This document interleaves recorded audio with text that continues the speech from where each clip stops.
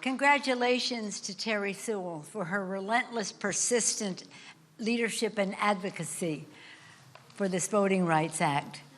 Little did we know when it would be finally passed here in the House that John would not be with us. But I do know that he is with us in spirit, and as Congresswoman Sewell said earlier, he's kind of looking down on us with great pride. Certainly pride in Terry Sewell. The district that she represents is full of history, but she is making progress in addition to honoring that history. The district that she represents has seen great pain, but she wants to bring great change. And what better way than the vote to make things different.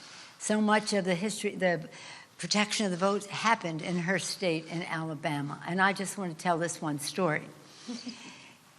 I was recently, you know, the case is Shelby County versus Holder. That would be Eric Holder, the former Attorney General of the United States. Right now, he's working very hard to pass H.R. 4, H.R. 1, have fairness in our elections and the rest. And I saw him recently, and I said to his wife, Sharon, thank you for sharing Eric with us all, because the work he's doing for voting rights is just so remarkable, so remarkable. And she said to me, you don't have to thank me for his doing that work. And she showed me a picture of Lyndon Johnson signing the Voting Rights Act. Lucy Baines is right behind him. She was with all of you last week. When she was here with you before, she said, I was standing behind my daddy when they did the voting rights. She's standing right behind her daddy. But a few steps away is Sharon's sister. Yeah. She was the first one of the first to try to go to college in the University of Alabama that George Wallace prevented.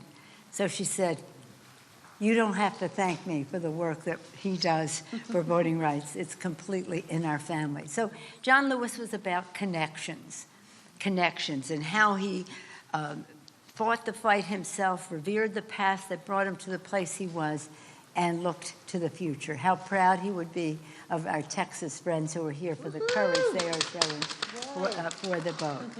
So here we are. As Stenny and others will attest, we were here when we passed the bill in 2006. 2006, it was overwhelmingly bipartisan. In the House, nearly 400 votes. In the Senate, unanimous. And we walked down those steps in a bipartisan way, the steps of the Capitol, to just celebrate together. Then President Bush signed the legislation with great pride. With great pride. And with great pride, he came to Selma, Alabama, and for the 50th anniversary of the march, and he was welcomed with great pride. With Miss Laura. And that was a pretty wonderful honor to have Mrs. Bush and Laura Bush there as well. But in any event, to thank all that you have acknowledged, of course, Stenny, Mr. Nadler. Mr. Clyburn isn't here, but this is what his life has been about. Steve Cohen and his committee did such a great job. G.K. Butterfield, Zoe Lofgren, Joyce Beatty, Judy Chu, and Chuy Garcia, who is here from the Hispanic Caucus.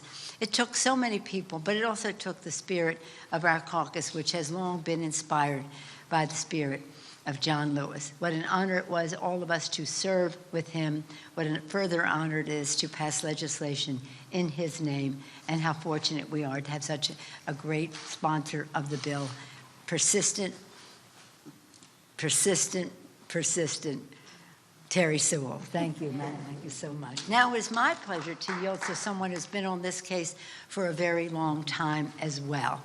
He knows the history, he knows the people, he knows the possibilities, he makes things happen, and when it comes to voting rights in Selma, you've probably been there more than any other member, I think so. right? That may be it. Oh, not John Not Lewis. John Lewis. John Lewis. But our very distinguished leader, Democratic leader, Steny Hoyer.